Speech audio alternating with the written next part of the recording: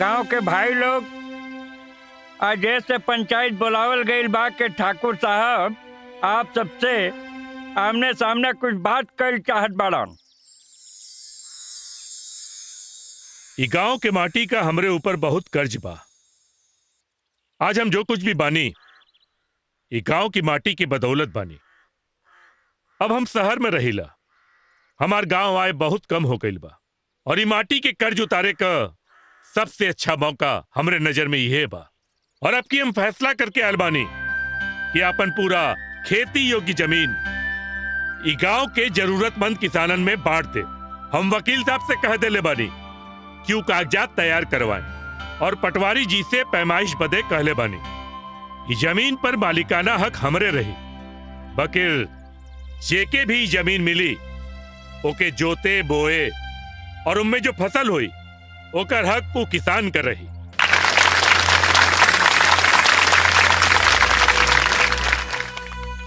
सरपंच जी, ये पूरे चीज का देखभाल आपके करे के बा। अब आप पूरा तैयारी कर लें कि के जरूरत बा और ओके ओके जमीन मिले के चाहिए। ठीक बना? जी ठाकुर साहब। प्रणाम। चलो सतप्रकाश। चलिए।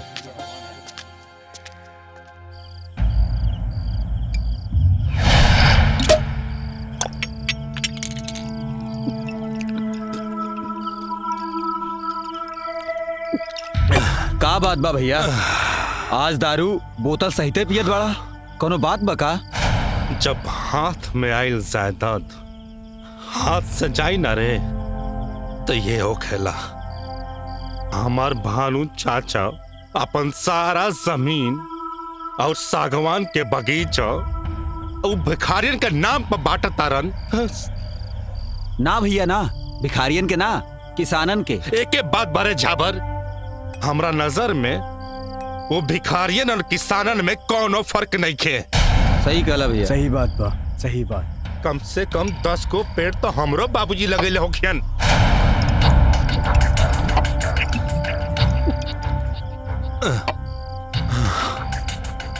रे इतना बरस से हमार उस जमीन सागवान के बगीचों पर नजर रहे।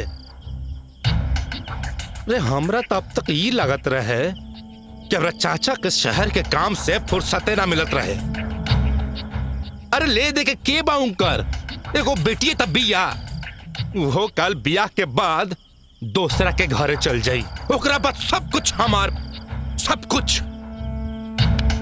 लेकिन ना ना, अब समय आ गइल बा कुछ न कुछ करे के। सही बात बा। रउआ का करब भैया? कुछ भी कुछ भी कुछ भी करब। ठाकुर देवराज उस जमीन और सागवान के बगीचा पावे खातिर कोई भी हद तक जइहन, लेकिन भानु चाचा के उस जमीन और बगीचा वो किसानन के खैरात में ना बांटे देब, ना देब, ना देब। सरपंच जी, देखा खेत खलियान का बात तो हम लोग कर चुकल बानी। अभी रगल हमार सागौन का पेड़ सब तो हम चाहता नहीं कि गांव का जौन गरीब लोग होगा और जिनके लड़की बिया है के बा, हमार तो एक गो लड़की बिया, पर गांव में बहुत लोग बाड़न जिनके एक लड़की हो, दो लड़की हो। ओ हिसाब से जेकरा घर में एक लड़की हो ओकरा नामे एक सागौन का पेड़, और जेकरा घर में 2 लड़की बा ओकरे नामे 2 सागौन का पेड़। वाह वाह वाह। पेड़ बेच के अपने लड़की का ब्याह कर सकेला आराम से। ठीक बा? देखा हम तो यहाँ रही नहीं, अभी जिम्मेदारी आपका बा कि सब व्यवस्था आराम से कही दें। कर ले बना आप? हाँ जी, 1-2 दिन के अंदर ये तमाम लिस्ट हम रउआ के दे दे। इतना राउर बढ़ दिल बा, ई गाँव खातिर रउआ इतना सोचता नहीं। आज के युग में केहू के इतना बड़ा दिल ना होखेला। अरे का कहता नहीं आप, ऐसा कोनो बात नहीं खे। प्रणाम चचा। देवराज, तू यहाँ? चचा, आपके गाँव में आवे के खबर केहू दूसरा से पता लागेला ना, अच्छा ना लागेला। और भतीजा ही हम, बुरो लागी ना तो कुछ कह ना पाई हम। ऐसा कोनो बात नहीं खे देवराज, दरअसल गांव आते ही हम कुछ जरूरी काम में उलझा गई। हाँ हाँ पता बा, इस जमीन और ये बागीचा के काम से ना। अच्छा, तो तोहरा के सब पता बा। चचा, ये गांव में एगो पत्ता हिलेला ना तो सबसे पहले देवराज के पता चलेला। लेकिन आपके जानकारी खातिर एगो बात बता दी, राउरी फैसला से हमरा तनिको खुशी नहीं खे। देवराज, हमरा खातिर तोहरा खुशी से ज्यादा महत्वपूर्ण एक गांव वालन का खुशी बा।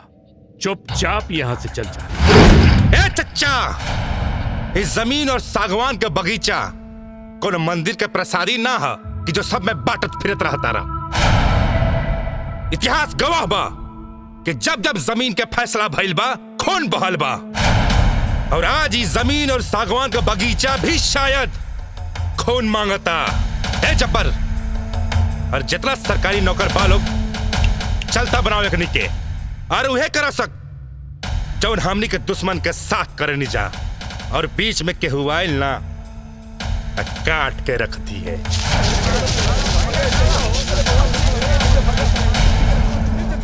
देवराज, देवराज, ये तू ठीक ना करताड़ा। अरे चचा हट।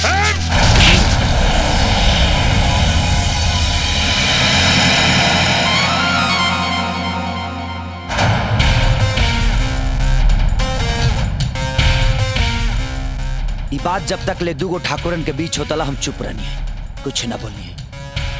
लेकिन अब ठाकुर साहब के सामने वहां के भतीजा ना एगो दुश्मन खड़ा बा। रे, ये दो ठाकुरन के बीच के आपसी मामला है। जो जाके कोनो मंदिर में बांसुरी बजाओ। देवराज, शायद ते महाभारत ने किस पढ़ले, भगवान कृष्ण बांसुरी के साथे साथे सुदर्शन चक्र भी चलौले रहले। लेकिन तोरा खाती हमार हाथ ही काफी बा। मालिक रे वो साइड हो जाए। रे, दिखाओ के करो काट।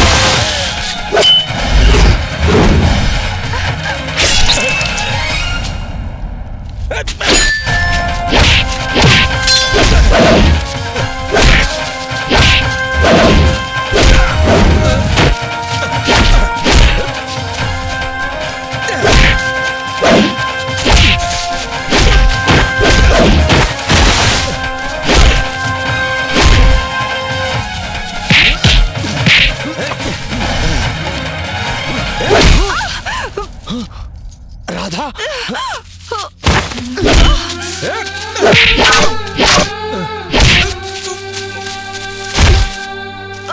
क्या हो गई? दादा, अरे उठा, दादा, जल्दी ले चली, डॉक्टर के पास ले चली। चला बेटा।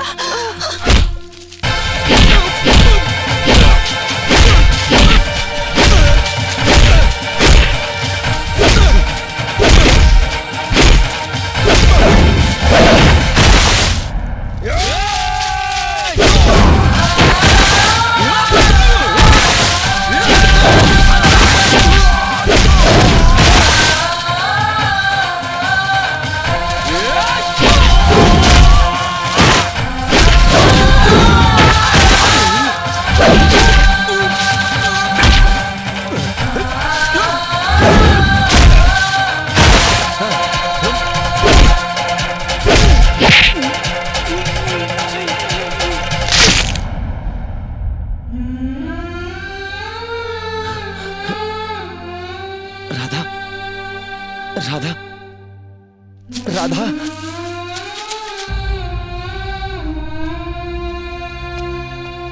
कृष्णा बेटा तो हर चोट अब कैसन बा? अरे मालिक हमार छोड़ी राधा अभी तक कैसन बाड़ी? ठीक तो बाड़ी ना?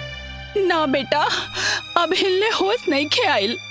और डॉक्टर कहले बाकी राधा की जल्दी से होश आए जरूरी बा।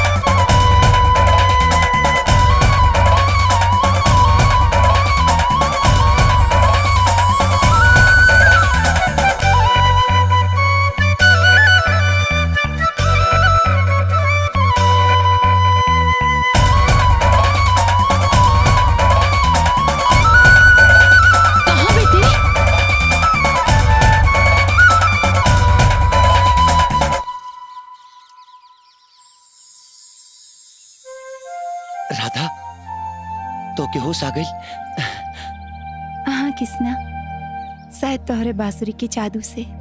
भगवान के लाख लाख शुक्र बा कि तू ठीक हो गेलू। तोहर तबीयत कैसन बा? अरे तो के ठीक देख के तो हमार तबीयत ऐसा ही ठीक हो जाला। हाँ आई सबे, चली आई स्वामी भोलानंद जी महाराज के दुकान पे सरतिया सस्ता एकदम फ्री के इलाज। ए काका, अरे आई महाराज, है दवाई ले आई आई आई हाई ला एकरा के रात में पी लिहा। अच्छा तारा पेट के ट्रैफिक एकदम क्लियर हो जाई। का महाराज? ठीक बा। बिल्कुल बच्चा। प्रणाम भोले नंदन जी। भोलानंद जी, का हमार तबीयत खराब बा है पंडित जी। का कष्ट बा बच्चा? कष्ट हमारा ना तोहरा हो कि फारा डॉक्टर। डायरेक्टर ना, आयुर्वेदा चार्ज का है। हाँ हाँ ढोला अब भोलानंद जी, तू कहा हमार जी भैया ओकरा में कोनो खराबी आ गइल बा, कुछो खाइला स्वादे ना मिलत, इलाज कर दी। चिंता मत करा बच्चा, बिल्कुल चिंता मत करा।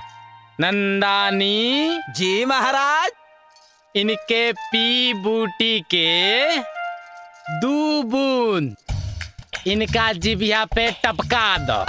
अच्छा अच्छा बुझ गई नी। सब स्वाद वापिस आ जाई। ए भैया हे तनी हेने आवा, हेने आवा तनी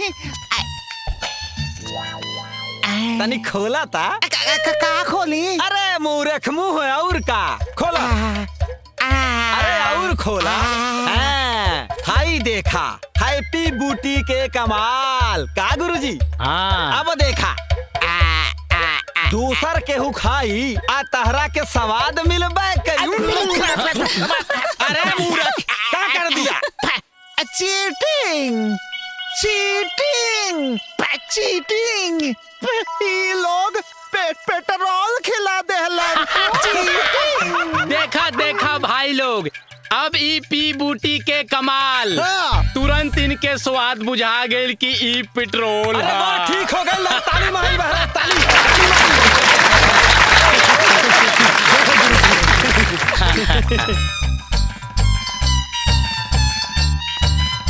ए बच्चा पैसवा हो हे। फीस ना लेला नंदानन। अरे दे रहल बा महाराज, लाओ देखी ना दे रहल बा। अरे लाओ ली लक्ष्मी के फेंका तारा मुंह रख। चल हम देख ले, अब है ना हम हार ना माना तानी, हम देख ले। चल भाभी अरे राधा आवा, अब तबीयत कैसन बा? एकदम ठीक बा भाभी। किसना कहाँ बड़न? कृष्णा तो अभी बाहर गईलन।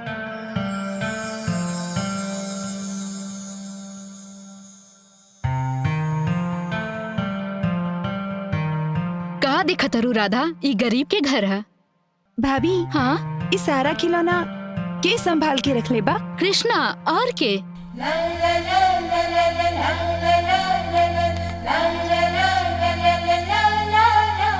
लेकिन इस सारा खिलौना तो हम किसना के बहुत साल पहले दिले रहनी। हाँ राधा, इस सारा खिलौना आज तक कृष्णा संभाल के रख ले बा, अपन जान से भी ज्यादा।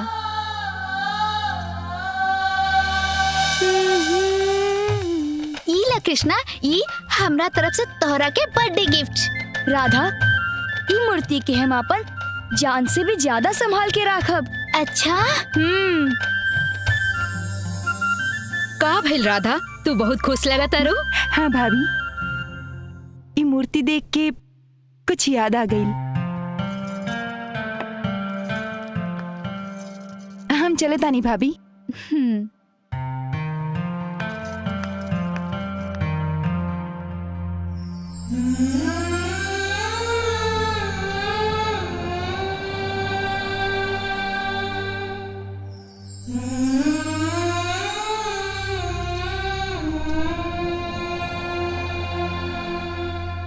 अरे ई तो का सोचे ताड़ू?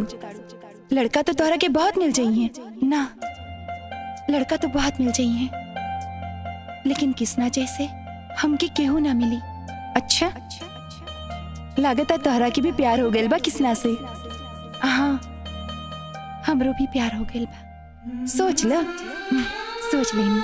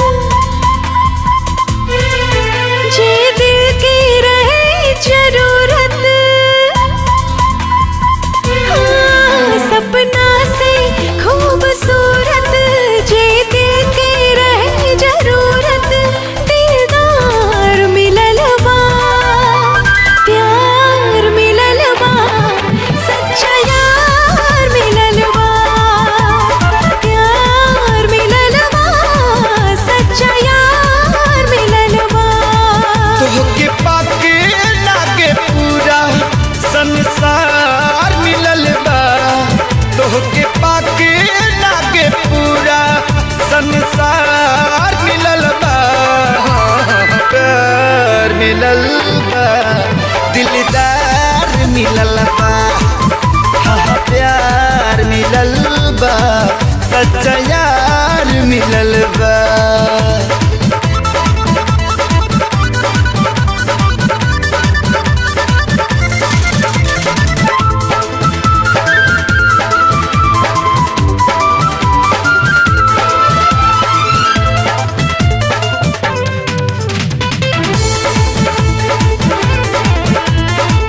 हमरा खुशी के नइखे ठिकाना, जब से भैनी दीवाना।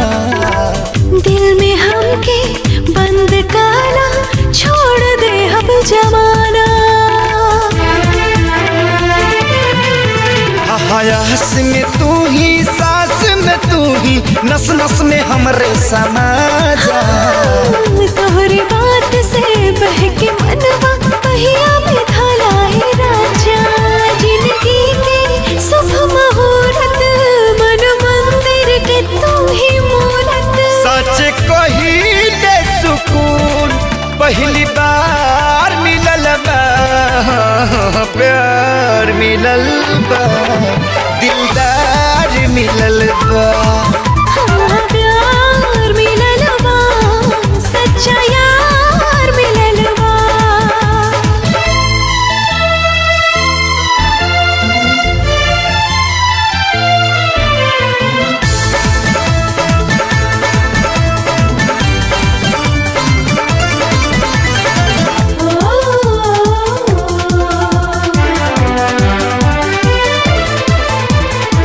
दिल बकोरा कागज ये रानी रंग मोहब्बत के चारी मन करे कि दिल की पत्तियां अखियां में तोहरे पढ़ी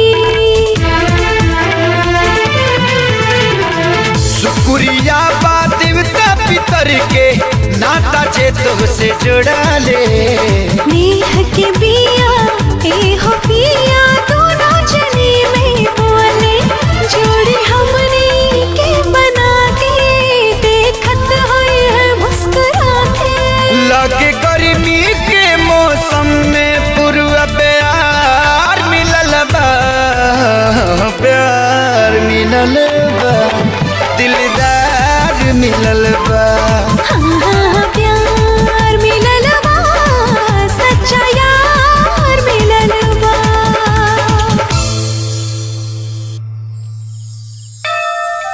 अरे यहाँ काय खातिर लेके आलू हा? बचपन के कुछ अधूरा चीज पूरा करे आयल बानी। किसने एगो बात कही? हाँ खिसियाई बो ना तो? अरे काहे खिसियाब हम? ना तो खिसियाई बो। अरे ना खिसियाब हम। ना हमरा के मालूम बा तो खिसियाई बो। अरे कहो तो सही। ना देखो तो खिसिया रहल बाड़ो। अरे हम नहीं खिसियात। ना अभी ना काल बताई। अरे बताओ ना। एक बात कही। का? कल हम जाता नहीं। का? हाँ और हमारा अधूरा चीज भी पूरा हो गई। का?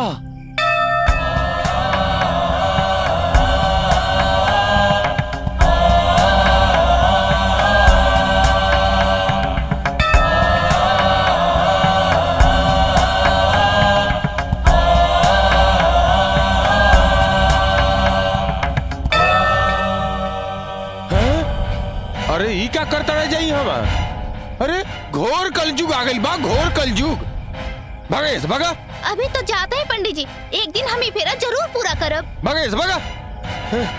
हे प्रभु, हे प्रभु। बचपन के अधूरा फेरा आज पूरा हो गई। का फालतू बात करत तारू?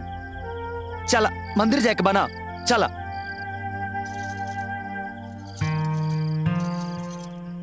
आई जा भाई लोग भौजाई लोग मामा लोग मामी लोग चाचा लोग चाची लोग सबके यहाँ इलाज बा और स्वस्थ लाभ ले ही जा दुकानी पर आ जाई।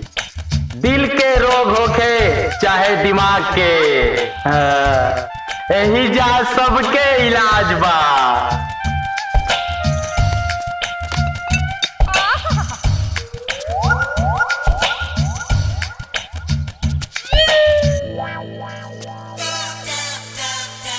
हम कहाँ गए नी? बिल्कुल सही जगह आयल बड़ा बच्चा। मतलब हमारा आँखी के इलाज हो जाई और हमारी याददाश्त आ जाई। हम 2 दिन से सब कुछ भूल गए बानी। चिंता मत करा बच्चा, तोहार याददाश्त बिल्कुल वापस आ जाए। नंदानंद जी। जी महाराज। इनके पी बूटी के 2 बूंद जीभा पे टपका ना, पी बूटी ना, पेट्रोल ना, पेट्रोल ना। देखी जा पी बूटी के नाम सुनते ही याददाश्त वापस आ गई। महाराज ताली मारी। ए बाबा, बाबा हो। ए बाबा। हाँ बोला बच्चा। हमारा अखिया जोन पलट गइल बा, ओके ठीक कही दा। नंदानंद जी। जी महाराज। लागता इलाज हमनी से ना होई। ए ज्यादा ताली मत पीटा, पहल का इलाज के 200 पहले दे दा।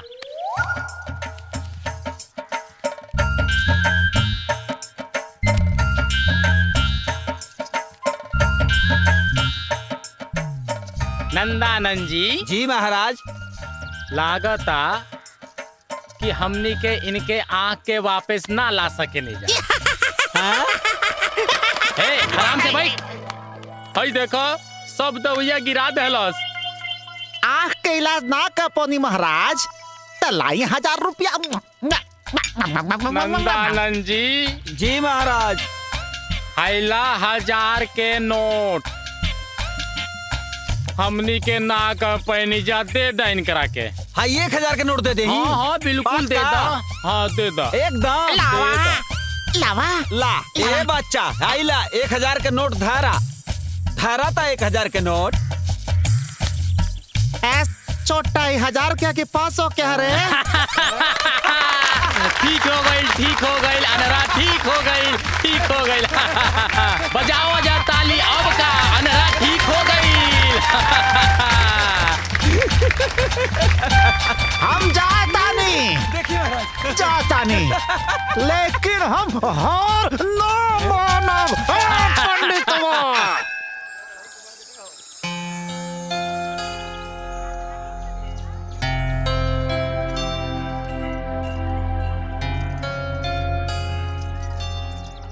का भैल किसना तू हमार जाए के बात सुन के उदास हो गईला। एकर मतलब का तोके हमरा से प्यार हो गइल बा। ई सच नहीं के। सच है ये आधा सच है। पूरा सच तो ये है कि हम खुद तोहरा से प्यार करत बानी। राधा ई का बकवास करता रू। बिना सोचले समझले कुछ भी कहता रू। सोचल समझल तो दिमाग के काम होला और प्यार तो दिल से होला। ई प्यार ना बचपना है।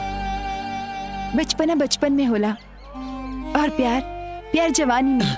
हम तोहरा से प्यार करेनी और शादी भी तोहरा से करब। जवानी में नादानी के प्यार के नाम मत डरा था। तू अपना मर्यादा के रेखा पार करता रू। अगर हमार राम रेखा के ऊपर भी हुई तो हम वो रेखा बार बार पार करब।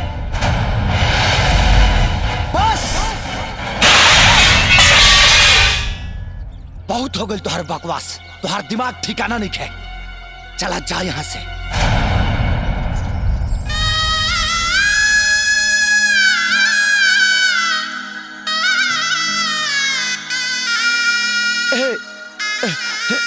ए भगवान एकरा के सतबुद्धि दा भगवान।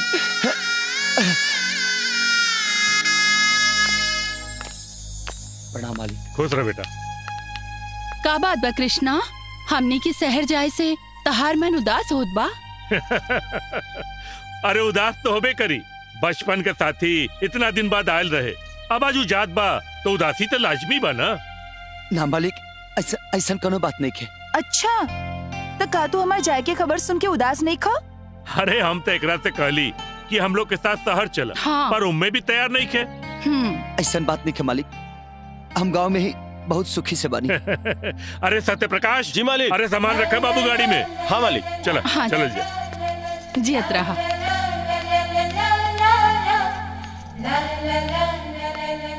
हम जाता नहीं जरूर लेकिन तू ही मत समझी है कि हम वापस ना आए। हम वापस जरूर आए अपना किसना के पास। हाँ?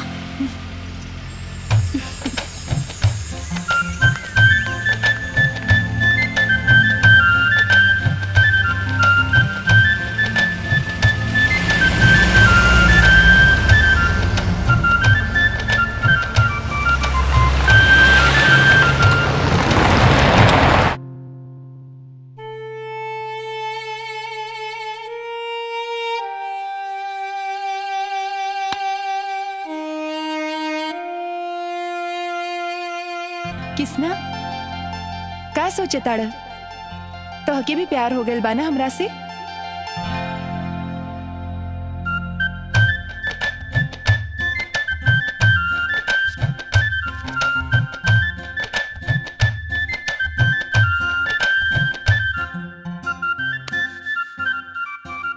झूठ मत बोला। प्यार हो गल बाना हमरा से किसना।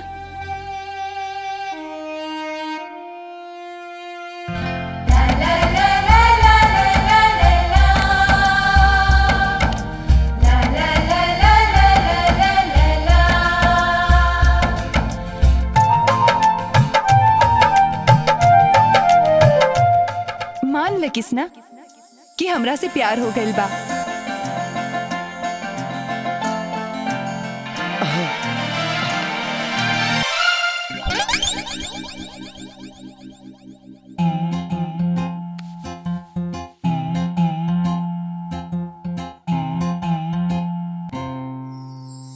का कृष्णा का सोचता रे आय अब मान ले तो के प्यार हो गइल बा तोर चेहरा बताओता। हाँ अब त देखा कहे लागल सभे लोग हो लागतावे भइल प्रेम रोग हो है पानी सानी पमगा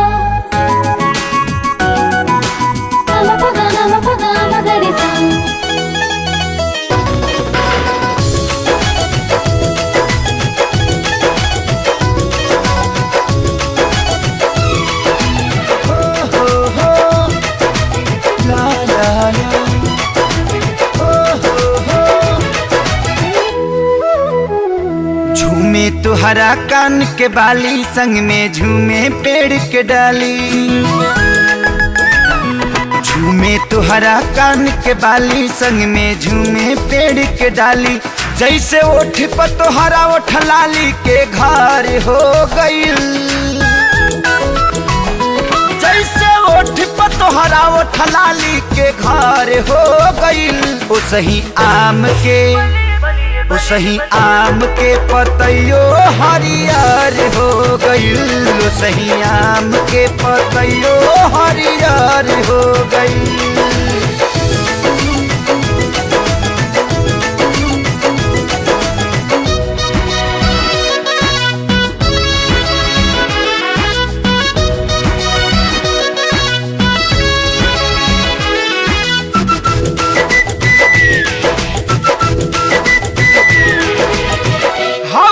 टहनिया कारी जाता लपा के हो तोहरो कमरिया में आ गइल लच्चा के हो बचपन के ई निशानी हवे दो दिल के धड़कन के ई कहानी हवे वो निखरल अंग बा तोहरो एक करो पमजार हो गइल वो निखरल आंग बा तोहरो करो पमजार हो गइल वो सही आम के पतैयो हरियर हो गइल वो सही आम के पतैयो हरियर हो गइल।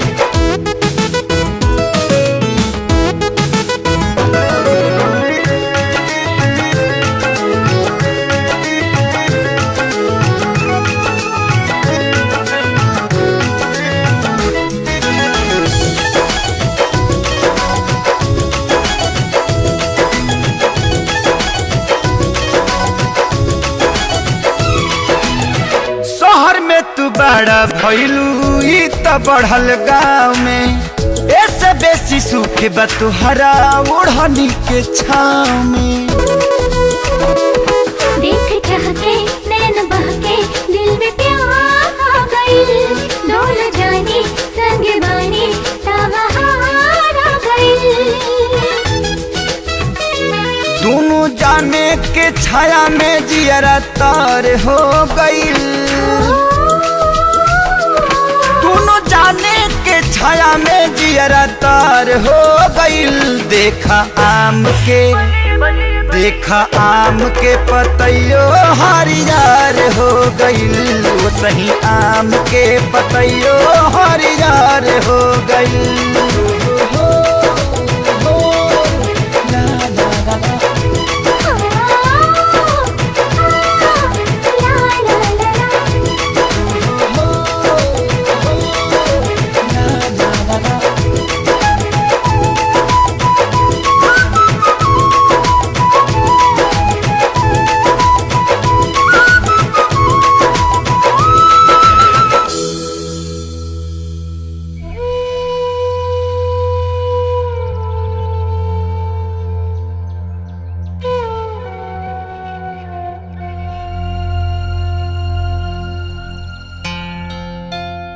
सोचल समझल तो दिमाग के काम होला, और प्यार प्यार तो दिल से होला।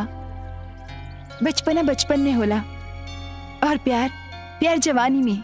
हम तोहरा से प्यार करेली। कृष्णा का भगल यार, इतना उदास लागत बाड़ा?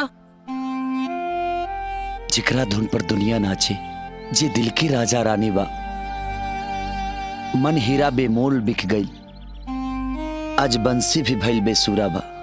का भइल कृष्णा? आज हम पहली बार तहरा कितना उदास देखत आनी। आखिर बात का बा? मतलब भैया के प्यार हो गइल बा का? लड़की के नाम का है? राधा, किशन के राधा।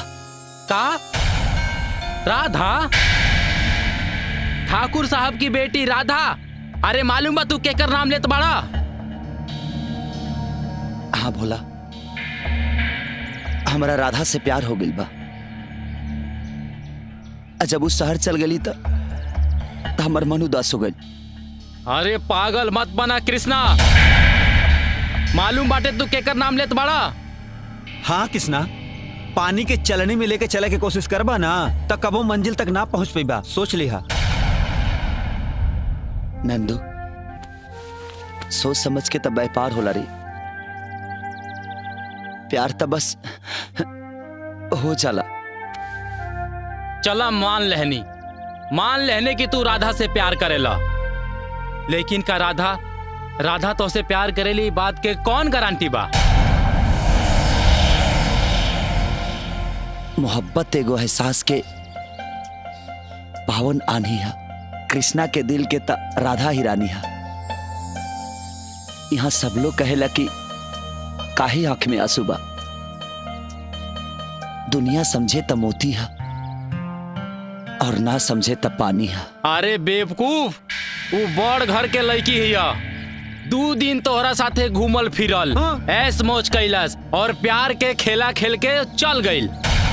ऐसा नहीं के बोला, हम ओकरे आंख में अपना खाती प्यार देख ले बनी। भोला, इंसान की जुबान झूठ बोल सकेला, ओकर आंख ना।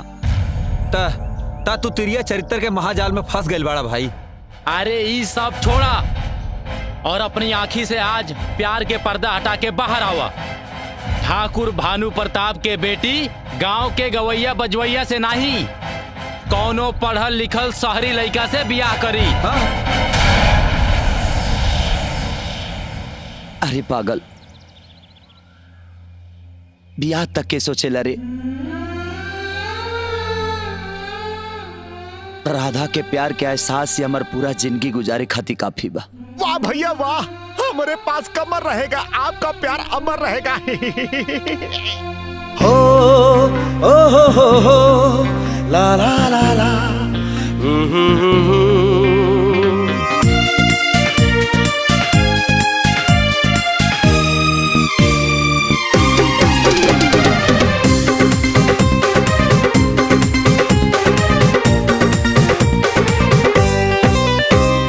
मिलल न अब तक ऐसन के हो मिलल न अब तक ऐसन के हो, जे पर दिल कुर्बान करी, ओकरा खुशी के खातिर आपन जिंदगी ओकर नाम करी। मिलल न अब तक ऐसन के हो।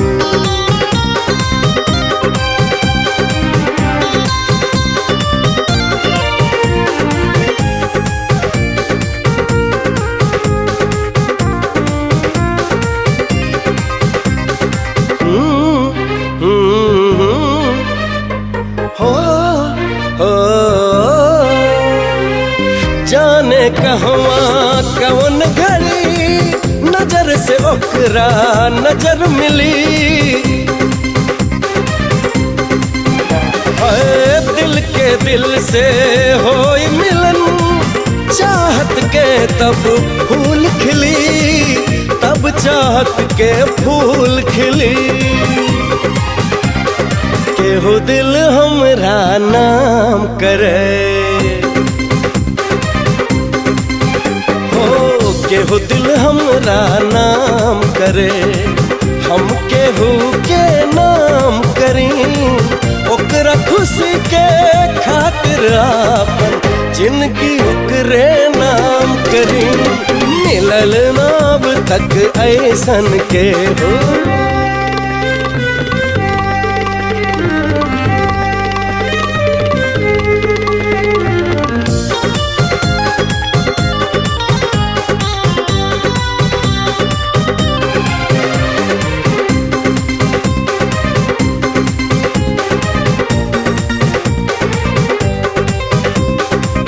ऐसन लाग रह रह के केहू हमके बुलावता, हो राह में हमरा ऊ अपना अरमक फूल बिछावता, अरमक फूल बिछावता। धड़कन दिल के इहे कहे, धड़कन दिल के इहे कहे, दिल से ओकरा सलाम करी, ओकरा खुशी के खातिर आपन जिंदगी ओकरे नाम करी।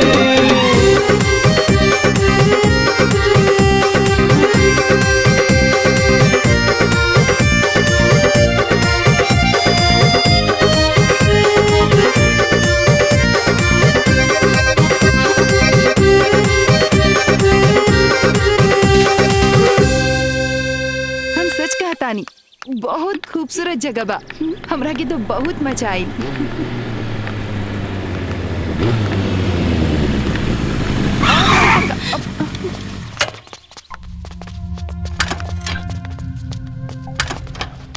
सामने से हटा लोग।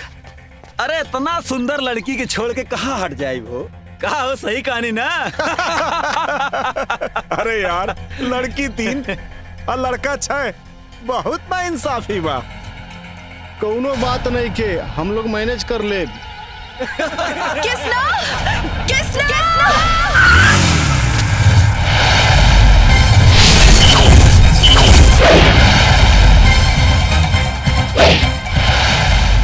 अब तो जवन होई तवन मजेदार होई। ए भाई लोग, का होत बा यहाँ?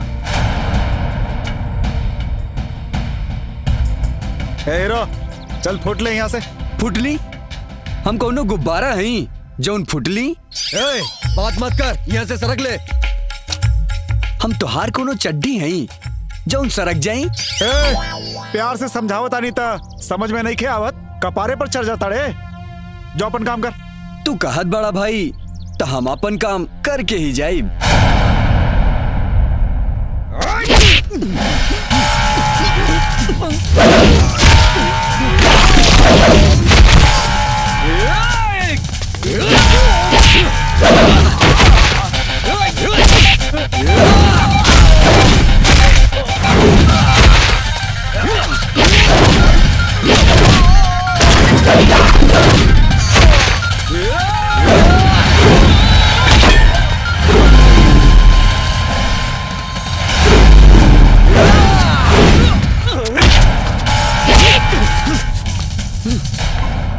रहल हमार काम करे के अदा पता चल गई।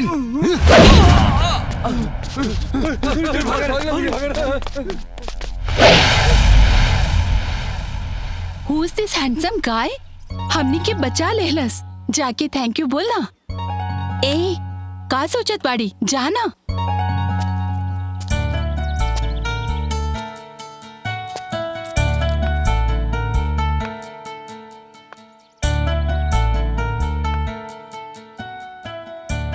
अरे थैंक यू की कोनो बात नहीं खे, ई तो हमार फर्ज रहल। तू तो अपन फर्ज पूरा कर देला, हम अपन फर्ज पूरा कर देता नहीं। बेवकूफ समझ ले बाड़ा हमरा के। अरे हम बहुत फिल्म देख ले बानी। पहले तो अपन आदमी भेज के छेड़छाड़ करवावा, फिर बचाव लेके नाटक करके लड़की के दिल में जगह बनावा। चल नेहा। Oh sorry. दुनिया में दो तरह के लोग होला, एक ऊ जौन यादों में रहल चाहेला और दूसर ऊ जौन लोग के चर्चा में रहल चाहेलन। हम ऊ है तोहरा दिल में भी रहब और लोगन के चर्चा में भी रहब।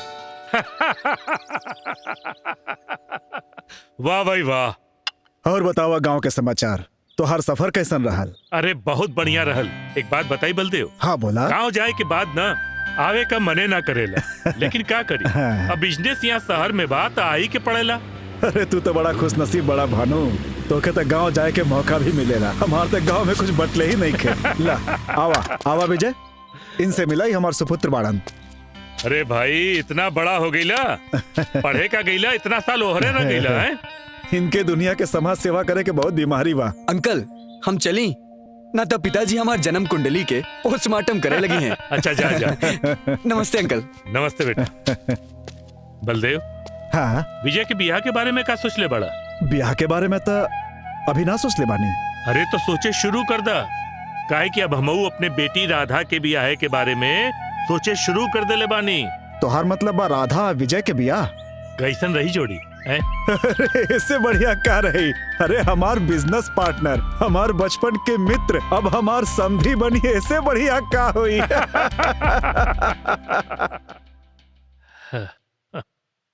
का बात बा, आज बड़ा खुश लागता नी? अरे बातें खुशी का बा। ये देखा फोटो, देखा, बतावा।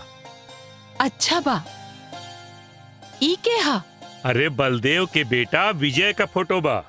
हम राधा के साथ ओकर ब्याह करे चाहते, अब तू अपन राय बता दा। हमरा तो पसंद बा। बस राधा के भी पसंद आ जाए ना, तब बात आगे बढ़ाई। अरे भाई कौन बात बढ़ावे की बात होता? अरे बैठा तो पहले। बेटी पापा तोहार ले लइका पसंद कर ले बाड़न। अच्छा देखा, तोरा पसंद बा का? ई लइका? अरे तू एकरा के जाने लू का? मतलब कि हम इसे साथ मिल चुकल बानी। अरे ही तो और अच्छी बात बा, लेकिन बेटा तू अच्छी तरह सोच विचार के बतावा। अरे तोरे भविष्य का सवाल बा, कौनो हड़बड़ी नहीं।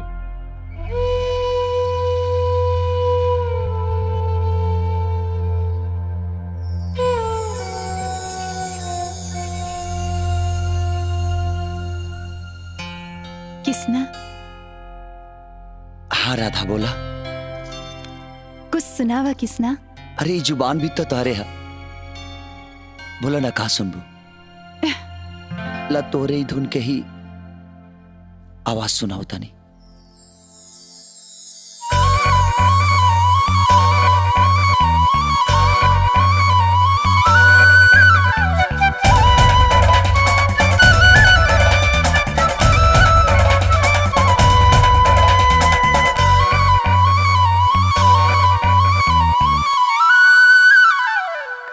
का बात बा राधा, इतना अर्जेंट बुलावलो हा? हाँ नेहा, हम कॉलेज जाए के बहाना बना के आई नेहा। कोनो परेशानी बा का? पापा हमार ब्याह तय करे जात बाड़न। हम बड़ा धर्म संकट में फंस गए बानी। इमे धर्म संकट की कौन बात हा? हम तक कब से ऐसा धर्म संकट के अगुरतानी। पागल, बात सिर्फ इतने नहीं खे, हम क्यों और से प्यार करेनी? केहू और से प्यार? के हो खुश नसीब? किसना? कृष्णा? राधा, आज ले तू अपन प्रेम के बात हमरा से छुपा के रख लू? ऐसन बात नहीं खे, वो हमरे बचपन के दोस्त था, वो गांव में रहेला। तोरे माई बाबू के ये बात मालूम बा? नहीं। अरे राधा, देर मत करा, अपन माई बाबू से ये बात बता दा, वरना बहुत देर हो जाई। तो सही कहा ताड़ू, हम आज ही पापा से जाके बात करब। हमरा यकीन बा वो हमार खुशी खातिर मान जाई हैं।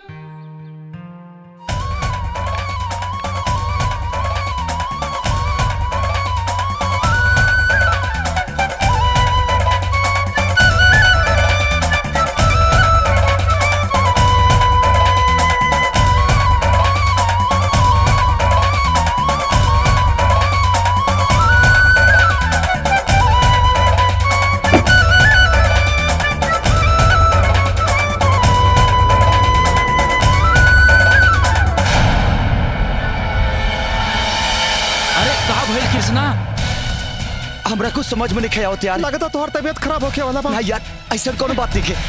आज हमरा के कैसे भी पापा से बात करे के पड़ी। हम किसना के मन से अपन पति मान चुकल बानी। ऐसे पहले कि पापा बात आगे बढ़ावे हम पापा से सब कुछ बता दे। लेकिन कुछ अजीब सा लगता और बेचैनी भी होता हमके। रुका हम पानी लेके आवता नहीं। ना बोला एकर कोनो जरूरत नहीं के। ऐसा लगता कि राधा के साथे कुछ तो होके वाला बा यार। कुछ तो गलत होके वाला बा राधा के साथ।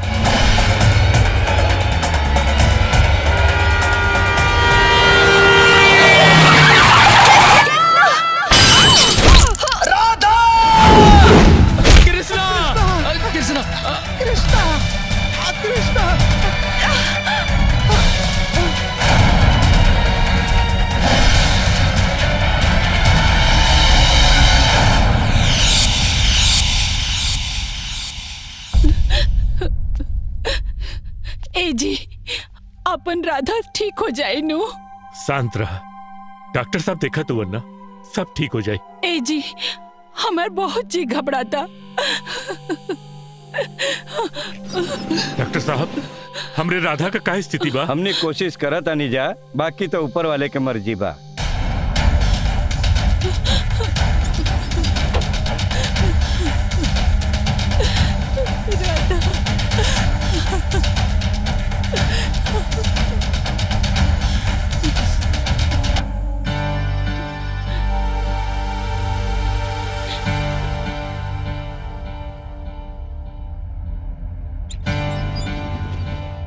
डॉक्टर साहब राधा बिटिया का ऑपरेशन तो ठीक ठाक भइल ना? भगवान की कृपा से अरुआ सबके दुआ से वो ठीक बिया, जान बच गई, खतरा से बाहर बिया। लेकिन लेकिन का ओकर याददाश्त कमजोर हो गई बा। का घबराई जमत, आस्ते आस्ते सब ठीक हो जाए।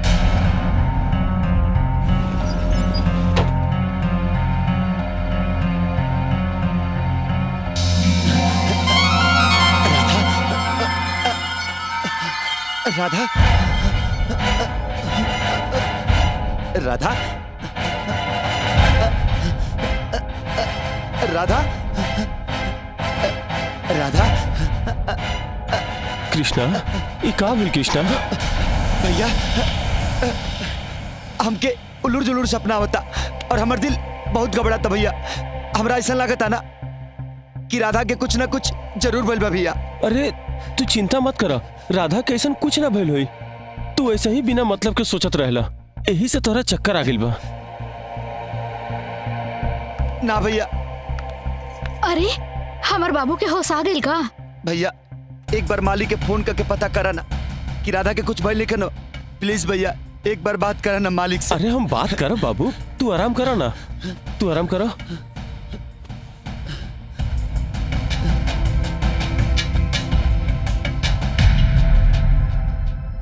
चला नंदिनी। राधा अच्छा सुनी, तनी राधा के बाबूजी के फोन लगा के पूछी ना। अच्छा हम अभी लगावा तनी। मालिक प्रणाम। हाँ सत्यप्रकाश बोला। ओजा सब ठीक ठाक बा ना मालिक? ना सत्यप्रकाश ठीक ना बा, राधा का एक्सीडेंट हो गइल बा। एक्सीडेंट? हम बाद में फोन करब। अच्छा एक्सीडेंट? केकर एक्सीडेंट भइल बा? राधा बिटिया के एक्सीडेंट हो गइल बा। लेकिन ये बात के एहसास कृष्णा के कैसे हो गए कि राधा के एक्सीडेंट हो गइल बा?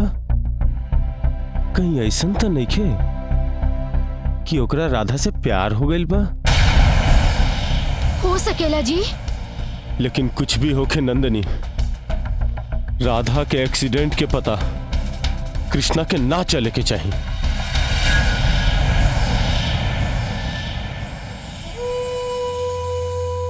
हे भगवान, हम नहीं जानत कि हमार राधा कौना हालत में बाड़ी, लेकिन पता ना काहे हमके ऐसा लागता कि हमार राधा कोनो ना कोनो मुसीबत में जरूर बाड़ी।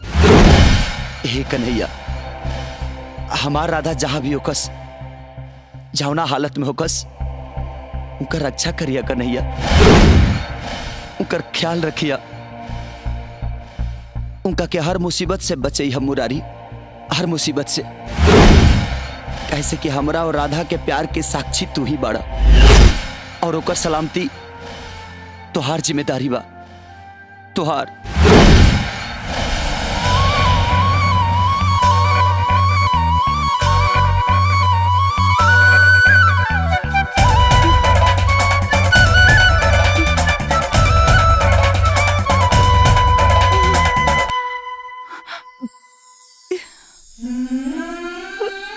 बेटी राधा, बेटी उठा बेटा। कैसन बाड़ू बेटी?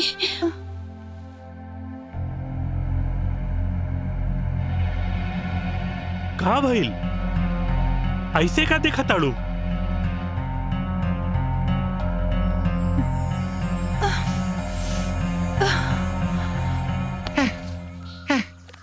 आम एक पेड़ हम लगौनी आ जब आम बड़ा बड़ा भइल खाए टाइम भोलवा आ गइल।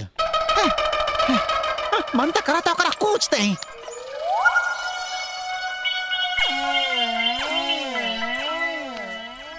जग्गू जग्गू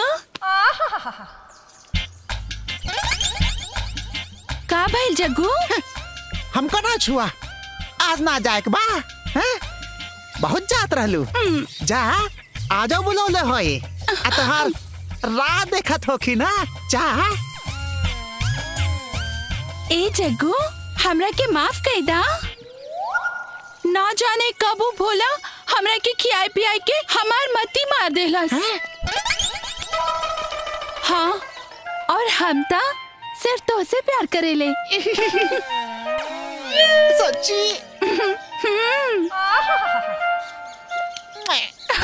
चुम्मा लेता।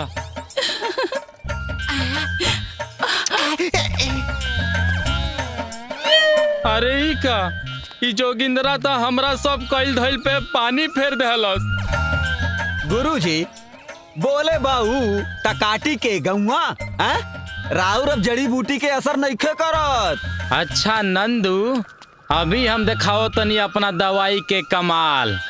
आओ चल चली।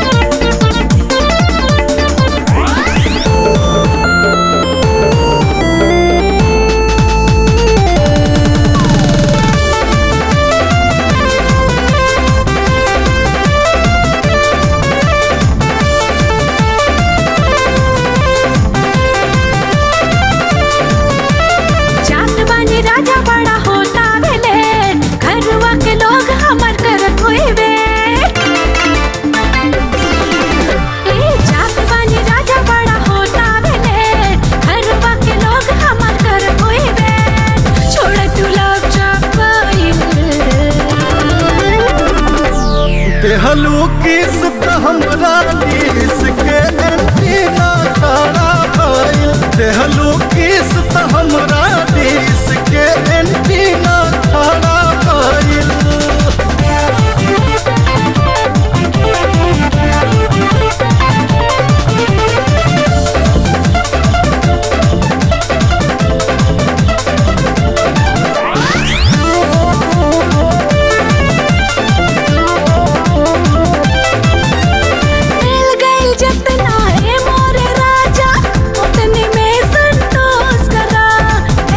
जवानी करा न छेड़खानी, मन कुमार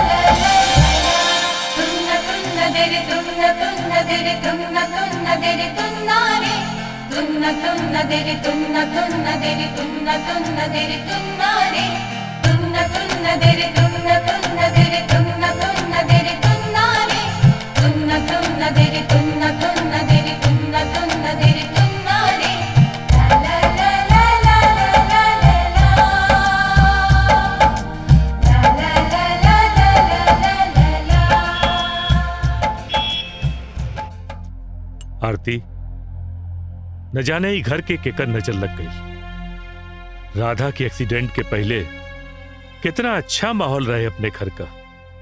राधा की हंसी, राधा की शरारत एक घर का मौसम बदल देता रहे। लेकिन अब हमरा की यह समझ में नहीं आवत कि हमारा अपन राधा कैसे वापस आई। भगवान पर भरोसा रखी। और डॉक्टर साहब भी तक कहत रहनी ना कि धीरे धीरे राधा की सब याद आ जाई। अब भगवाने पर तो भरोसा बा। सुनी, हम एक ठो बात कहे के चाहता नहीं। बोला। हमरा लागता कि अब राधा की शादी में देर ना करे के चाहिए। तू तो हमरे मुंहे का बात छीन ले लू। अरे बलदेव हमार बहुत अच्छा दोस्त बा, हम उसे बात करीला, वो हमार परेशानी समझी।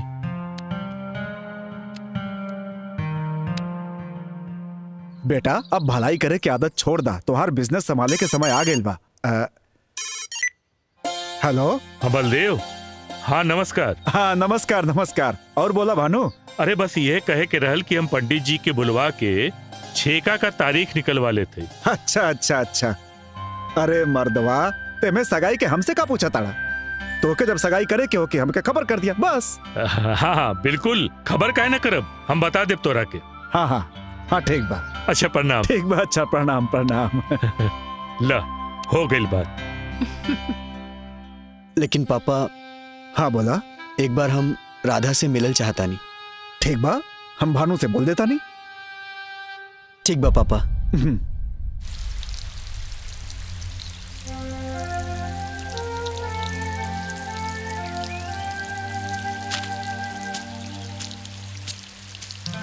का भइल कृष्णा, कहाँ गुम बाड़ा, का सोच रहल बाड़ा? भैया हम दीवाना हो गए बनी। दीवाना के कर?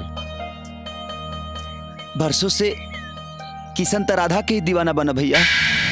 राधा? नंदनी समझावा इनकरा के, इनकरा प्यार हो गइल बा।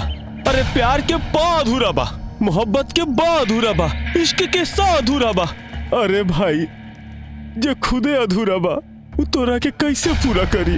भैया लेकिन राधा के बिना तक किशन भी अधूरा बाना। राधा राधा राधा जाना तारे किसना, तुझे का नाम ले तारे आग में हाथ डाला तारे। आज से बात हमने के बीच में बा, यदि गांव वाले के पता चल जाई तो अनर्थ हो जाई रे भाई, अनर्थ हो जाई। हम तोरा आगे हाथ जोड़ता नहीं रे भाई, पाँव पड़ता नहीं तोरा। भैया तू हमार क्रिया खा के कहा कि आज के बाद राधा के नाम अपना जुबान पे ना ले आईबा। काहे क्रिया खियावो तरह आन की तरह उनका के कैसे भुला दी भैया, जे पुतरी में बसल बा परान की तरह, जे हमरे आस में बा, जे हमरे सांस में बा, हमरे विश्वास में बा। अरे वो तो हमरे रोआ रोआ में बसल बा भैया।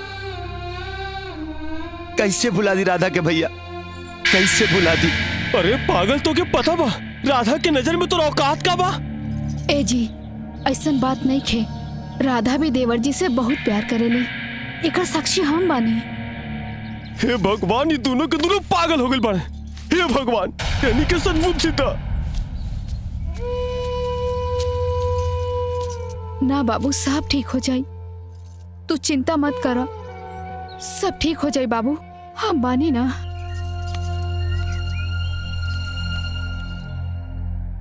नंदनी का तोरा लगा तो कृष्णा मान जाई? पता ना जी, एक बार बात तो करके देखी। कृष्णा यहाँ आवा। का भैया? कृष्णा हमरा उम्मीद बा तू पुरान जीवन के भुला के नया जीवन शुरू कर चाहबा। भैया जे जिंदगी में आयल कहानी बनके ओकरा के कैसे भुला दी, जे नस नस में दौड़ता रवानी बन के। हमार भविष्य कबा ई त हमके पता नहीं के भैया, लेकिन तोरा से कई वादा से पीछे ना हटब। इंसान अपन सुख दुख सब कुछ भुला के जिंदगी में आगे बढ़ चला।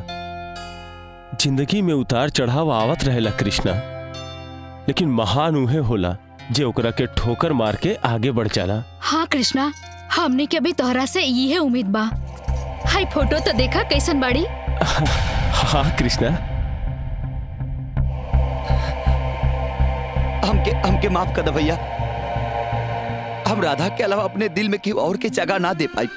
हम केहू और लड़की से शादी करके ओकर जिंदगी बर्बाद नहीं कर सकत भैया, नहीं कर सकत। हमके हमरे हाल पर छोड़ दलो, लेकिन हमसे ना होई, ना होई, ना होई।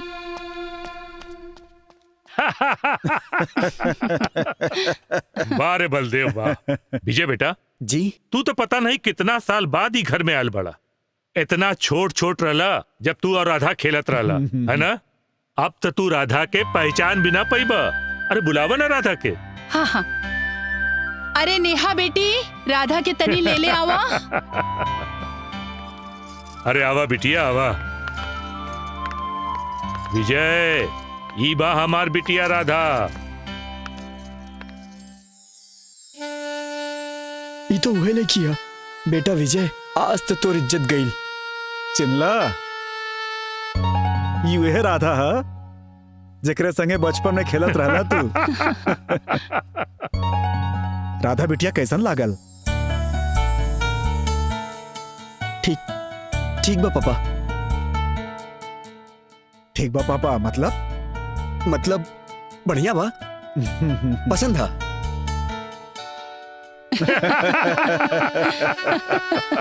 बेटी, तोहरा विजय पसंद बा ना?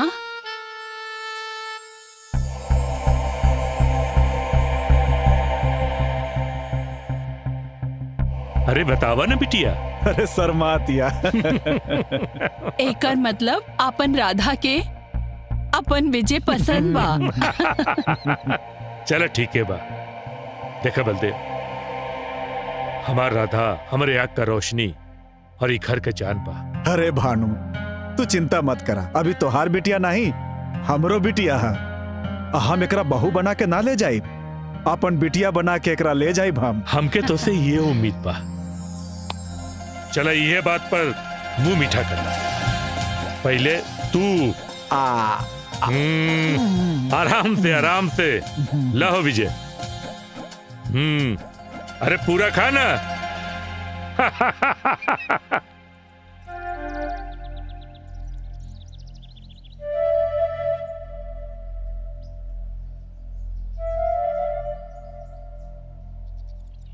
राधा तक आके गई रही कि हम आई कहीं शहर जाके हमके बुलाता ना गईली।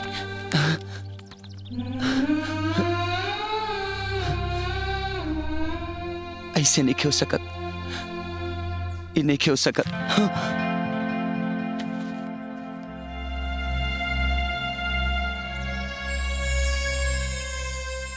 ए कृष्णा, ई का हाल बना ले बड़ा यार। हाँ, अरे संभाला यार, अपने आप के संभालो। का कहीं जबकि उनका बुझा तो ना बा, उनकरा बिना हमके रहा तो ना बा। इन्हें लहराता उन्हें धुआं तो ना बा, इन्हें बथाता उन्हें दुखा तो ना बा। भाई हमरा ऐसा लागत आना कि हमार जान हमरे जिस्म से जुदा होता। जुदा ना भाई, वो तोहरा से जुदा हो गई बाड़ी और अपना असली दुनिया में। हाँ कृष्णा, अगर ऐसा ना रही तो का तोहरा के फोन ना करे रही। अरे पागल, सच्चा प्यार करे वाला के बात करे खातिर फोन की जरूरत ना पड़ेला। प्यार के तरंग ही दिल के बात दिल तक पहुंचा देला रे। वाह भैया वाह। तू पागल हो गए बड़ा का। हम कहत नहीं भुला जा ओकरा के, भुला जा कृष्णा, भुला जा। भैया भी ये चाहता रे, लेकिन हम क्या करें यार। हम जब भी कोशिश करनी राधा के भुलावे के त लागल कि हम जी ना पाई। हाँ कृष्णा, भैया भाभी और हम सब ये बात जानत बानी जा कि तोहार और राधा के मिलन असंभव बा। कृष्णा, अगर ये बात के भनक भी पूरा गांव वालन के लाग गईल तो सोचा का होई। ठाकुर साहब गांव वालन के अपन जमीन देत बाड़न। हाँ? अगर तोहरे कारण कोनो गड़बड़ी भइल हमार भाई तो ये पूरा गांव ये बात के कबो ना बर्दाश्त कर पाई, कबो ना। तो यही से भाई हमार हाथ जोड़ी बा कि तू राधा के एगो सपना समझ के भुला जा।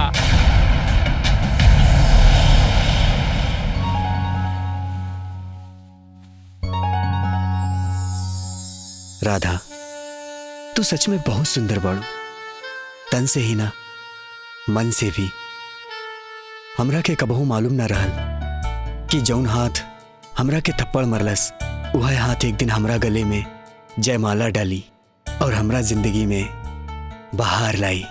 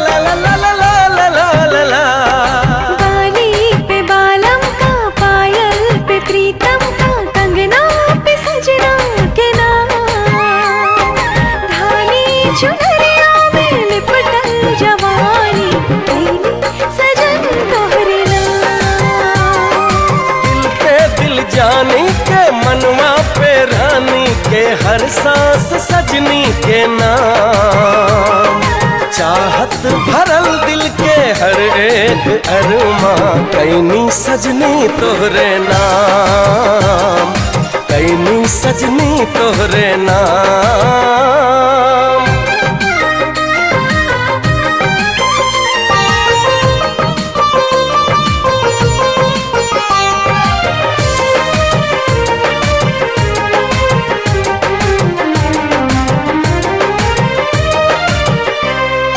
चढ़ल बना जान कैसन खुमारी, वहियों में आ जाए रानी।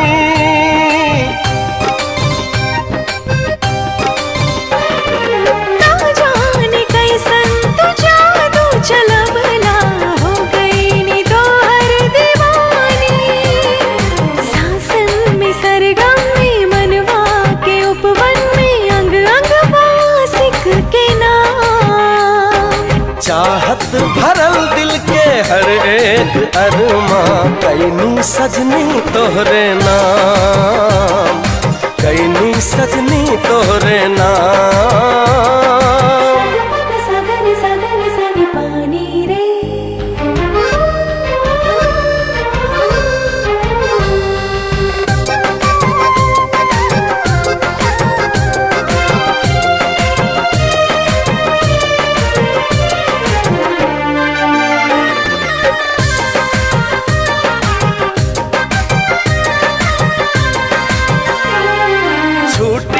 साथ रही हथवा में हाथ, जब भी जहवा ले हब जन्म।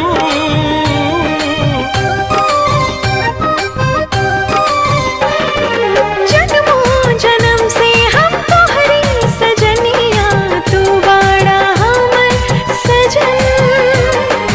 होठवा पे हमदम के धड़कन में प्रियतम के आहट मिले सुबह शाम। धारी चुनरिया में लिपटल जवानी, कैनी सजन तोहरे नाम, कैनी सजन तोहरे नाम।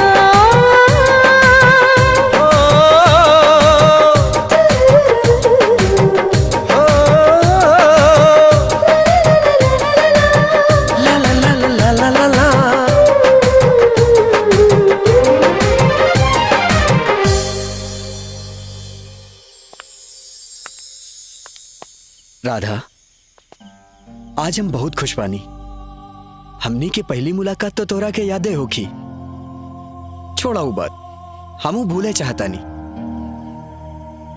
हमने दोनों के शादी हो जाई तो हम कितना खुश हो खब। और हाँ, हम अपन बारे में एगो बात बताई। हम बहुत शरीफ लड़का हैं, मस्त मौला टाइप। दूसर के मामला में टांग अड़ावे के आदत है और घुमक्कड़ भी। पर तू चिंता ना करा, ब्याह के बाद हम एकदम सुधर जाए, वादा। राधा, ये रिश्ता से तू खुश नहीं खेला तारू? ना, ऐसा कोनो बात नहीं की विजय। तो कौन ऐसा बात बा जौन तोहरा के अंदर ही अंदर परेशान करता? तू हमरा से कुछ छुपावा तारू? हम तोहरा से कुछ नहीं के छिपावत विजय, बल्कि हमरा खुद नहीं के पता कि हम काहे उदास बानी। हम सच कहतानी, हमरा कुछ नहीं के मालूम। हम झूठ नहीं के बोलतानी। ऐसा कुछ भी होके तो हमरा के बोला। हम तो हर मंगेतर ना, एगो दोस्त हैं। हम तोहरा से कुछ नहीं के छुपावत बानी, बल्कि हमरा खुद समझ में नहीं की आवत कि हम काहे उदास बानी। हम सच कहतानी, हमरा कुछ नहीं के मालूम। हम तोहरा से झूठ नहीं की बोलत। ओके राधा, तू चिंता मत करा, सब ठीक हो जाई। चला। सरपंच साहब प्रणाम। खुश रहा बाबू। का हाल चल बा? ठीक बा। एगो बात कही का? कृष्णा के चक्कर ठाकुर साहब के लड़की से चल रहा बा। का? हाँ। का ते सच कहता रे? हाँ। अपना आँखी देख ले? आँख से देखनी है और कान से सुननी है। अच्छा, ठीक बा, चल जाओ। ठीक बा। का हो सत्य प्रकाश, ये का सुने में आवता? कहीं तो हर नजर ठाकुर साहब के धन संपत्ति पे नखे नु? का लांछन लगाओ तनी सरपंच जी। हम मालिक के नमक खैले बनी, और नमक के सरियत का होला ये हमरा से अच्छा केहू न जानेला। सुने में आवता कि तोहर भाई ठाकुर साहब के लड़की के संग प्यार के पूरा बंसी बजावता। ना सरपंच जी, ऐसा बात नहीं खे। कृष्णा हमार बचपन के संगतिया है और ये काम वो हरगिज नहीं कर सकत। ठीक बा, अगला बुधवार के दिन अपना भाई के लेके आवा। ये पंचायत में दूध के दूध और पानी का पानी हो जाए। का भाई लोग, ठीक बा नो? आप इतना खिसियाल का है बानी जी? खिसियाई ना तका आरती उतारी तार कृष्णा के। तू नु जाने लो क्यों दूध के धोल हमें। लेकिन भाई का? अरे जौन बात के डर रहे हुए भाई, पूरा गांव में प्रेम प्रसंग तो हर लाडला के फैल गइल बा। पूरा गांव इनका खिलाफ हो गइल बा। लेकिन भैया, ये बारे में हम गांव के लोगन से कौनो बात नहीं की कैले। तका हम बताऊनी? हाँ भैया, भरोसा तक करा हम पे। भरोसा तो हम के अपने आप पे भी ना रहल कृष्णा। कल सरपंच जी तोहरा खिलाफ में पंचायत बुलौले बड़े। भगवान जाने कल पंचायत में का फैसला हुई। तोहरा पर आरोप बा कि तू ठाकुर साहब के लड़की राधा से प्यार कैला। अपन औकात भुला के हम सबके मालिक के दामाद बने के सपना देखलस।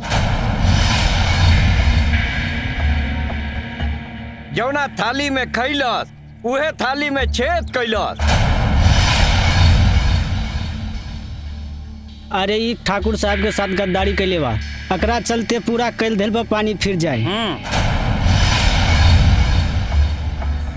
जवाब दे कृष्णा, तोहरा इस बारे में का कहे के बा? अरे चुप रह बा, तेकर मतलब पंचायत का समझे? बोला। सरपंच जी, हम कुछ कहना चाहते हैं। चुप रहा, बैठा।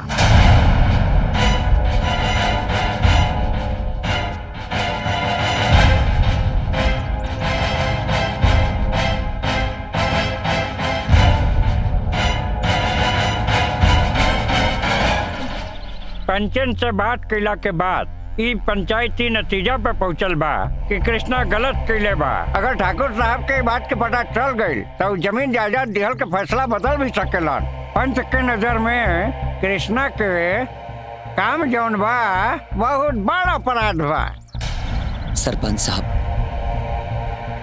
जमीन जायदाद देख के प्यार न कइल जाला, और केहू से प्यार के गुनाह ना होला। जवन प्यार गांव वालन के भविष्य के साथ खिलवाड़ करे वो अपराध है। ये से पंचायत के फैसला बा कि जब तक गांव वाला लोगन के जमीन पे नाम ना चढ़ जाई तरह गांव से बाहर रह के पड़ी। लेकिन सरपंच जी, कृष्णा जाई कहाँ? अरे जाओ कहीं गांव से बाहर जाओ।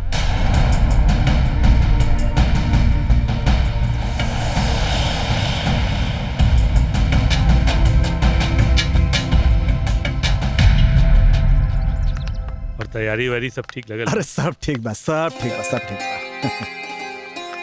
आओ बिटिया, अंगूठी दो।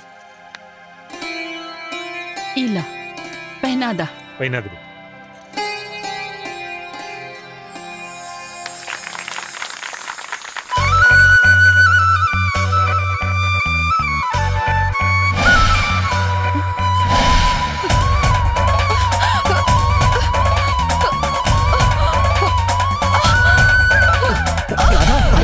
का हो गई?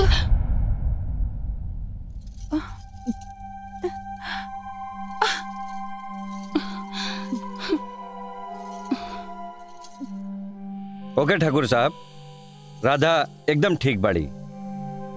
ठीक है। लेकिन डॉक्टर साहब एक बात बताई। हाँ बोली। ये एकाएक बेहोश होए का कारण का रहल? और इनकर बेहोश होके के कई गो कारण बा। जैसे कि रउआ बतौली हाँ कि एक्सीडेंट के बाद मन में कोनो ऐसा ग्रंथि हो जाला जौना के बारे में इनका के भी मालूम नहीं खे। आप एक काम करी जी, इनका के ऐसा जगह ले जाई जहाँ के इनकर मन लागे और प्रसन्न रहे। ठीक बा। ठीक ना? प्रणाम। प्रणाम। चलो तन।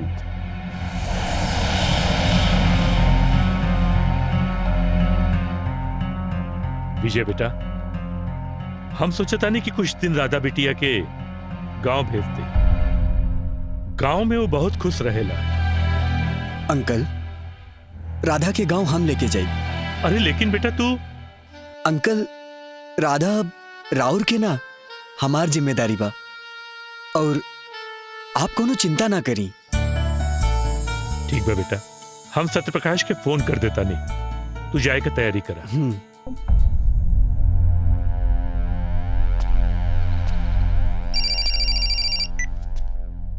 जी मालिक। हाँ सत्यप्रकाश।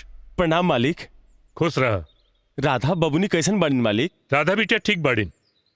वो का होना सत्यप्रकाश की राधा अपने होके वाले पति विजय के साथ कुछ दिन खातिर गांव जाता नहीं। देख लिए उन लोगन के कोनो परेशानी न होके।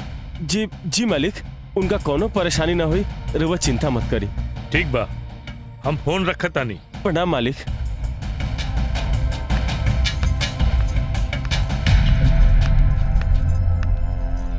का भेल जी, कोनो परेशानी बा? ना नंदनी, वो मालिक के फोन आयल रहे।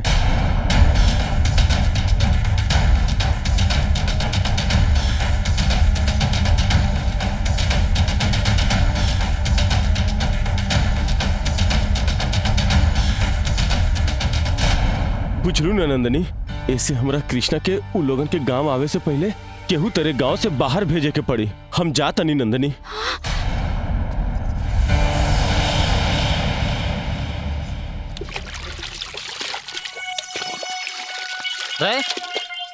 ते आ गए फिर जा। भैया हमरा के माफ कर दा, हमरा से गलती हो गई। तसे गलती हो गई? पहले तो हमरा धंधा के और चांदनी के वाट लगाओ में गलती ना बुझात रहे। मन तो करता कि तुर दोनों अखिए फोड़ दी, आनर बनल रहे। चल कल चलाओ नहीं। हाँ भैया।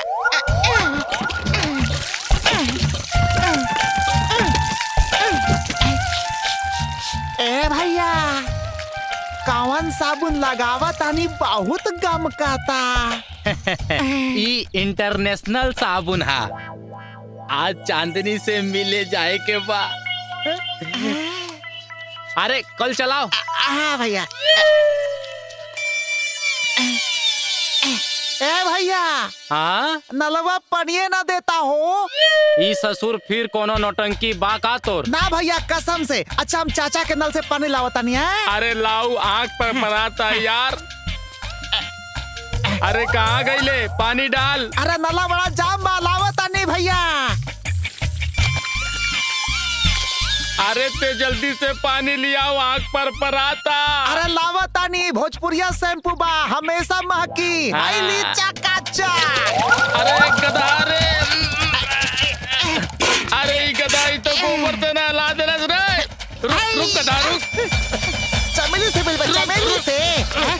अरे ए भोला, हाँ सुनो, कहाँ हो गल भैया? जल्दी से कृष्णा के लेके अपने मामा के गांव चल जाओ। इतना जल्दी? लेकिन बात कहा भैया, बताई ना। अरे राधा के होखे वाला पति विजय बाबू सीधे गांव आवता रहन। जाना तारे, यदि राधा और कृष्णा के आमना सामना हो जाई तो का होई? हाँ हम समझ गनी भैया। रहुआ जल्दी से जल्दी कृष्णा के तैयार करी, हम तुरंत नहा के हम आवत नहीं। ए चल नल चलाओ रे, चल।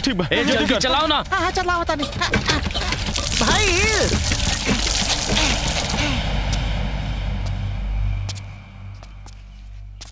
भैया, हम तोहरा लोगन के छोड़ के आखिर कैसे रह? अरे कृष्णा, तोहरा के हम ढेर दिन खातिर थोड़े बाहर जाके कहा तनी, वो तो बैद जी कहले ए से तोहरा के भेजा तनी। ऐसे भोला भी कहत रहे कि कृष्णा के कुछ दिन खातिर दूसरा गाँव भेज दा ताकि ठीक ठाक रही। अरे वो भाई है, ठीक बना। आ कृष्णा के ध्यान रखिए बाबू। हाँ कृष्णा, अपन ध्यान रखिए बबुआ, कोनो परेशानी हुई तो फोन करिया। खुश रहा। खुश रहा। बस रहना।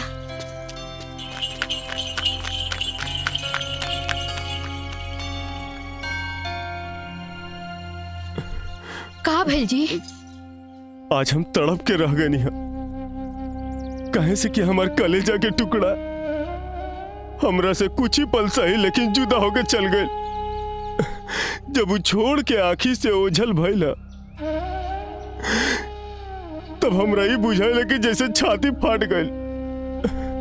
नंदनी, हम ओकरा बिना एक पल भी ना जी सकीला। जब वो जात रहे तो हम उस समय जियत ना रही, बल्कि अंदर ही अंदर मरत रही, अंदर ही अंदर मरत रही।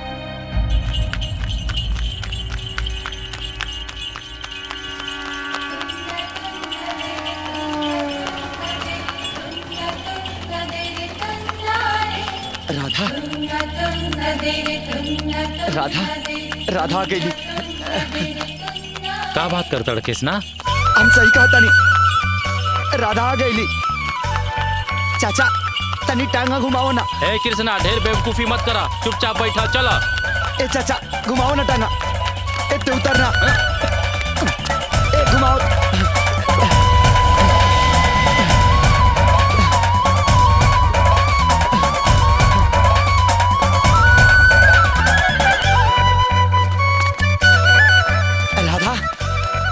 अरे भैया, अरे कृष्णा तू वापस आ गई? भैया राधा आ गई ना। अरे वो तो भैया हम जानत नहीं कि हमार दिल कबू झूठ नहीं के बोल सकत। राधा आ गई बड़ी। राधा। अरे कृष्णा, ला विजय, चाय पीला। राधा नहीं की दिखत बड़ी?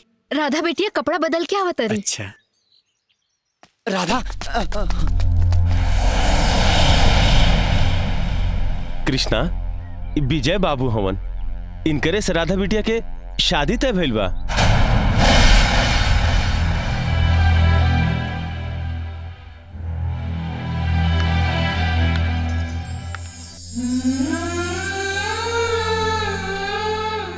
विजय, ई के ह?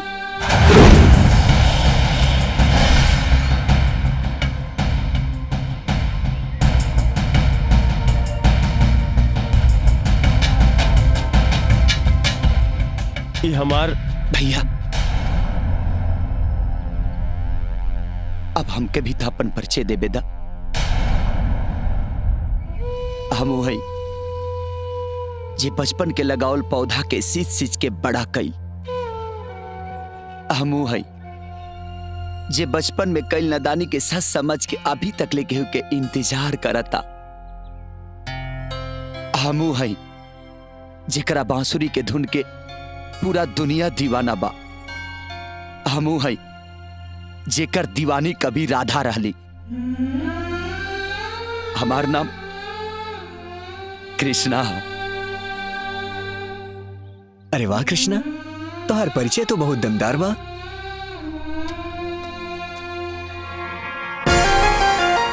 से बेगाना बोला कैसे भुलाई प्रीतियाना, बोला कैसे भुलाई प्रीतिया।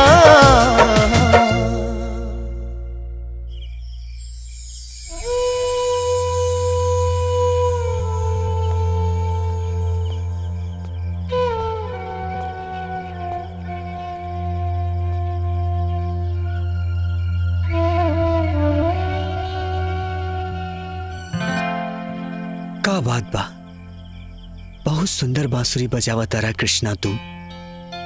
तोहार बांसुरी के दर्द सुन के हमार दोनों आग भर गई।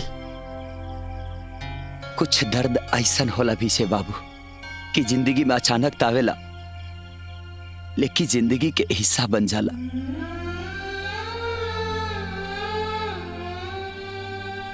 केहू बूझे ना दर्द जमाना में, दुख असही मिलेला नजराना में। रोज दरिया बहेला सिरहाना में, दिल के दावा मिले ना दवा खाना में। हमरा के लागता तोहार दर्द के कारण कोनो लड़की है। ना बीजे बाबू, ऐसन कुछ नहीं के। सब मुकद्दर के खेल बा। मुकद्दर के भरोसे आपन जिंदगी हारल इंसान छोड़ेला। हमरा हसरत नहीं खे रोशनी या सबेरा के, केहू के चांदनी मिल जाओ सूरज हमार डुबला से।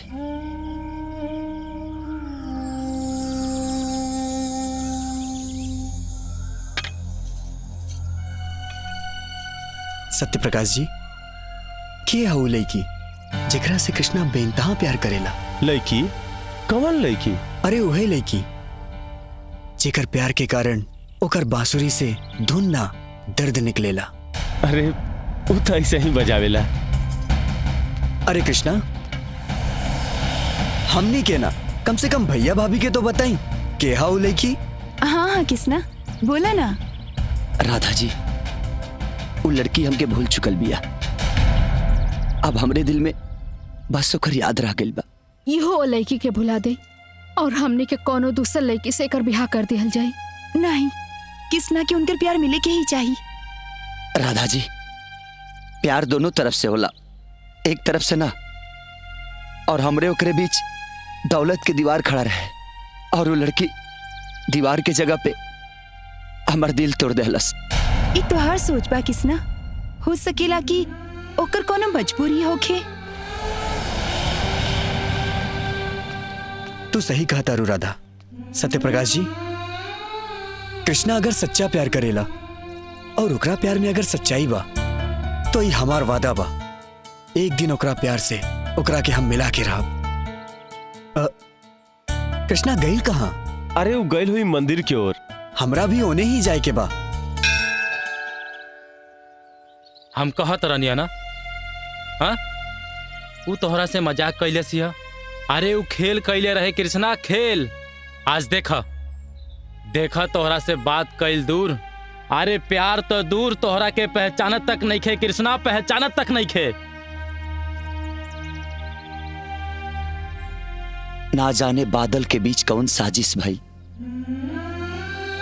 जेकर घर मिट्टी के रहे वही जी बारिश भाई। ए भैया धीरज रखी, जौन हो खेला अच्छे हो खेला।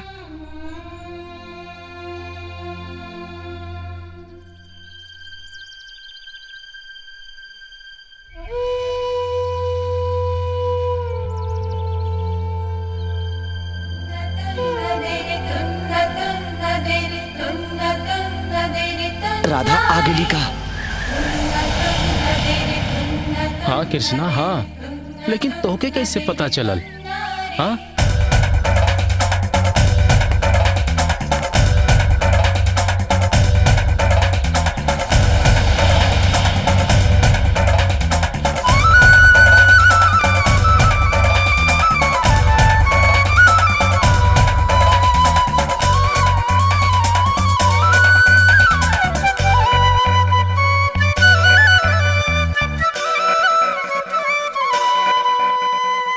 कृष्णा वाह, का बांसुरी बजावा तारा। हम तो तोहार दीवाना हो गई नी। हमार भैया खाली बांसुरी ना गाइबो बढ़िया करेलन और शायरी भी बहुत बढ़िया बोलेलन। गाना तो हम जरूर सुनब, पर आज ना, हमरा के आज गांव घूमे के बा। काहो कृष्णा, घुमाइबा ना गांव? हाँ काहे ना, रउआ ठाकुर साहब के ओखे वाला दमाद हई, आखिर हम रुआ के मना कैसे कर सकत हनी। चली।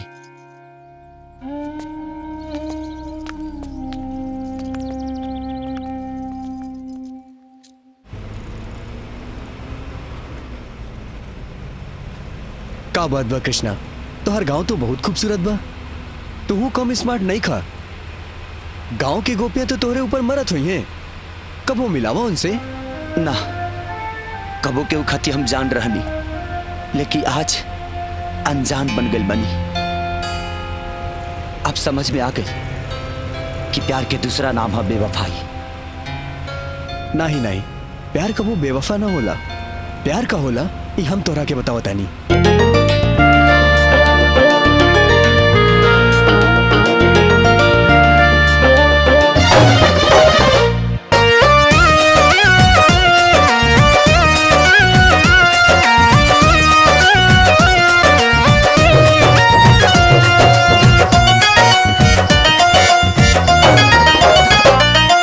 बात हकीकत बाटे केहू कर न सकीन कार। बात हकीकत बाटे केहू कर न सकीन कार। प्यार भी न जिंदगी बाटे बेकार। प्यार भी न जिंदगी बाटे बेकार। सच बात बा केहू नहीं कर पाई इनकार। सच बात बा केहू नहीं कर पाई इनकार। कितने जिंदगी के बर्बादी के कारण बा प्यार। कितने जिंदगी के बर्बादी के कारण बा प्यार।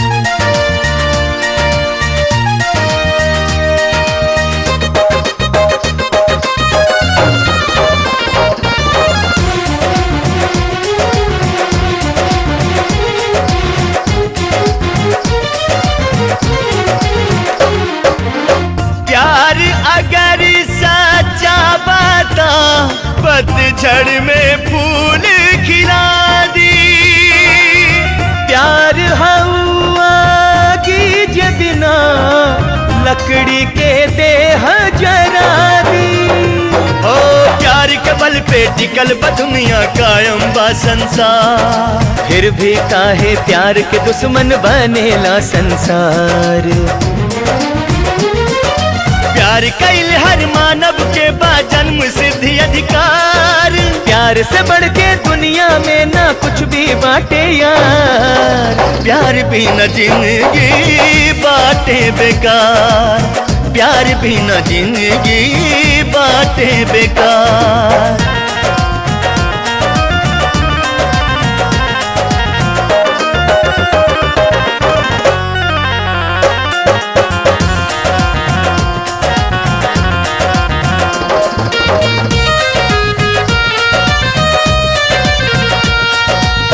प्यार रहे कर दिल में ता हर मौसम लगे बाहर के। कितना जनी के दुनिया उजड़ल सिला मिलल जब प्यार के। ओ प्यार के रंग में जे भी रंगाइल भूल जाला खुदाई। प्यार में यार के किस्मत में सदा मिलेला जुदाई। प्यार ही बाटे हर इंसान के जीवन के आधार। हर दर भटके प्यार में प्रेमी मिल ना पावे प्यार। प्यार भी न जिंदगी बाटे बेकार। प्यार भी न जिंदगी बाटे बेकार।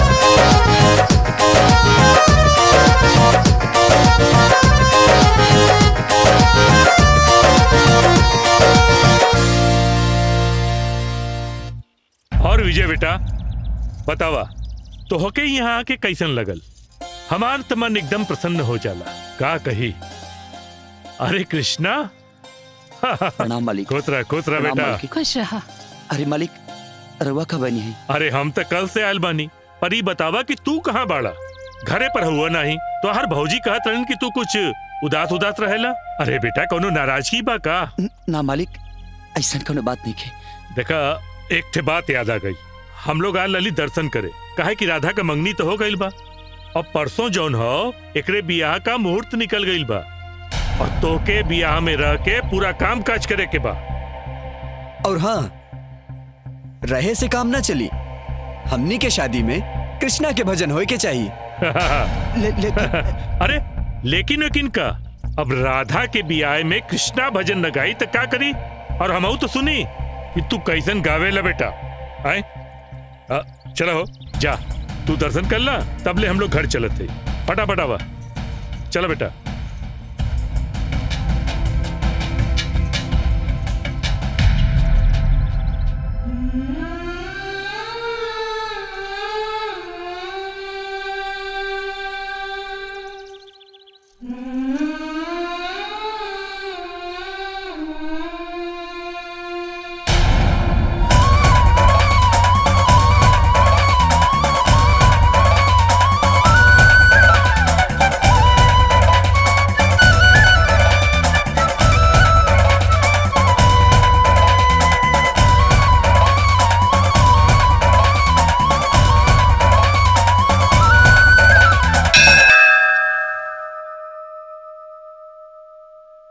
हे भगवान,